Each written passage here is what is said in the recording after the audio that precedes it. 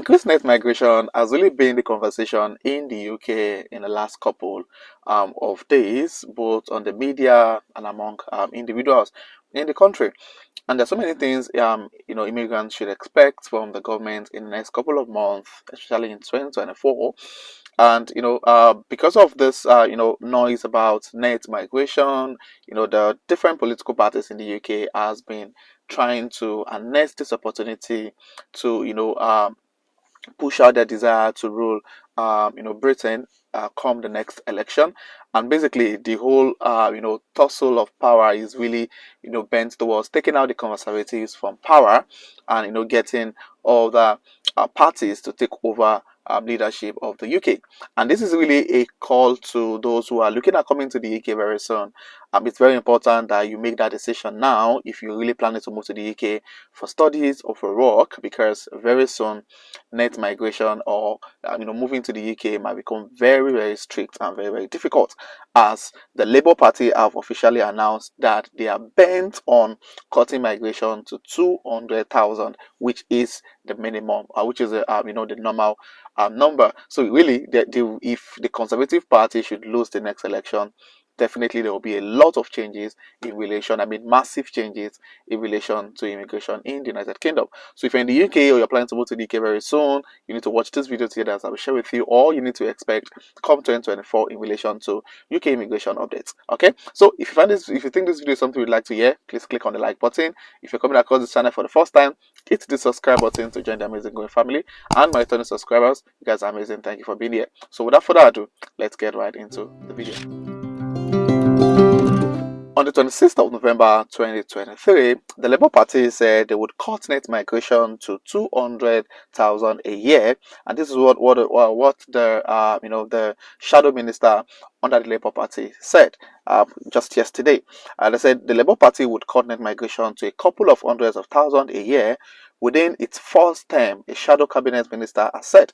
The shadow chief secretary of the Treasury, Darren Jones, said the party intended to get net migration back to normal as figures are extremely high. So people might think, why is net migration really a major discussion? And that's the truth. The truth is the political part of the UK, they are really trying to use this narrative to take the Conservatives out of power. And if this should happen, then there's going to be a lot of changes, because it means that the British people will be voting for these other parties to, for them to fulfill their promise to reduce net migration. So that might probably be the first thing they're going to, put into place to when they get into office. Now, the latest figure published last week showed the difference in the number of people coming to the UK and those leaving had risen to 745,000. Now, that is 3 times higher than the level before Brexit. Now, the increase is largely down to a rise in people coming to the UK to work in the health and care sector. Now, they decided to make reference to what the Conservative Party said in their, manifesto in 2019. Now, in the manifesto in 2019, the Conservative Party vowed, that overall would come down and we will ensure the British people are always in control. But which Sunak is undergoing pressure to come up with an immediate and massive plan to cut net migration level. Now, when asked on the BBC One Day Sunday with Laura, if Labour Party could bring numbers down within the first term of government, now Jones said, "I think we probably would hope to do that, yes, and we've talked about a decade of national renewal." Now, in Richard Sunak's defense, in an interview he granted a couple of days ago, he mentioned the fact that he has been putting in some measures to ensure that net migration, go down, and he has, further, proven to the British people that he would still maintain the fact that Britain should have control over their border, over the number of legal or illegal immigrants being allowed access into the country, basically. So he mentioned that one of the things he has put in place is to cut the number of dependents people coming on the student visa can bring into the UK, which we all know from January 2024, students are no longer allowed to bring in their dependents when they come for studies. So this is to what just not had to say in relation to his defense on reducing net migration. Are too high, and they've got to come down to more sustainable levels. I've been clear about that. It's good to see that the ONS yesterday did say that the levels of migration are now slowing, in their words, which is a welcome step, but we've got more to go. And that's why I announced a policy earlier to clamp down on the number of dependents that students can bring when they're coming here, where we've seen a very significant rise in that. That action that I took represents the single toughest measure that anyone has taken to bring down the levels of legal migration in a very long time. So that should give people a sense of my commitment to bringing migration down. And if we see further abuse of the system, of course. During the interview with the minister under the Labour Party, he said it would take some time to fix the deep structural problems left by the successive Conservative government. He also noted that the Conservatives had set targets and caps and have failed every single year.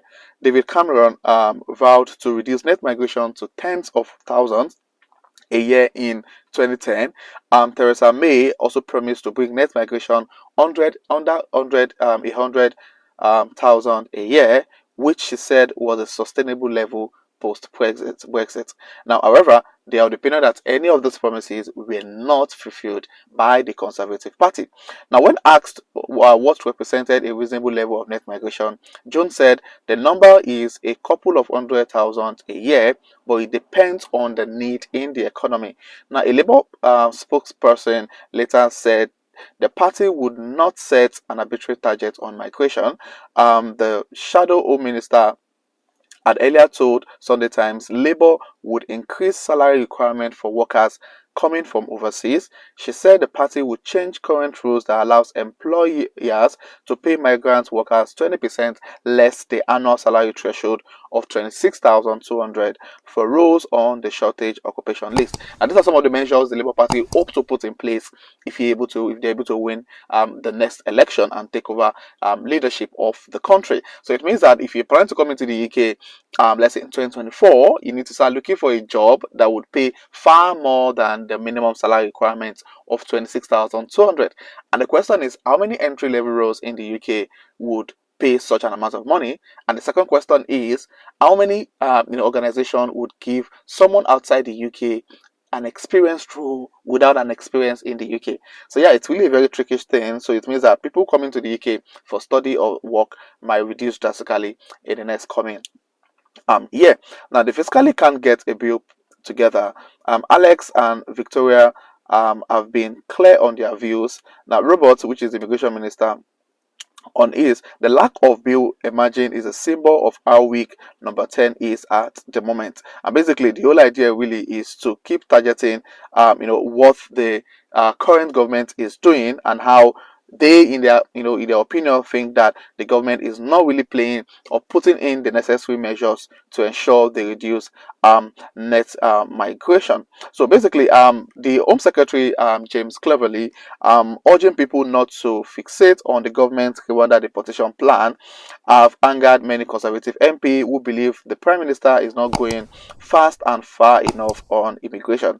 Now, the Chief Secretary of the Treasury, Laura Trott, tried to play down suggestions of a cabinet split, but a conservative source said they are in total chaos right now. So there's really a lot of toggle of power in relation to what they can do in relation to immigration, basically. And the thought is, one of the things I had a conversation with someone about a couple of days ago is the fact that now with this inability for international students to bring independent from 2024, the question is, what if someone who has been in the UK before, this is a question I'm really hoping someone in the audience can answer, really.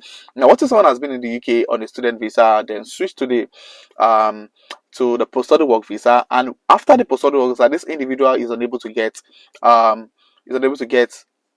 any job to allow him or her apply for the skilled worker visa. Now, after the post-study work visa, what if this student then decides to go back to the university? What happens to the dependent that has been with him since he was on the first student visa, then moved together to the post-study work visa? If he decides to go back to the student visa, what happens to the dependent? Would the dependent be able to apply for a dependent visa after that? Because anyone coming for a master's program can't. So I think probably the only option for that individual is to just go ahead and apply for, a PhD program, since people on PhD, student visa are allowed to bring in their dependents. Anyway, those are some of the things that we should expect really in 2024. 2024 is going to be a very major, change in immigration policies, especially if the Conservative Party, lost the election, the next general election here in the UK. So yeah, share your thoughts with me in the comment section what you think about what's really happening and the conversation around net migration. And if you have any questions, please also state in the comment section.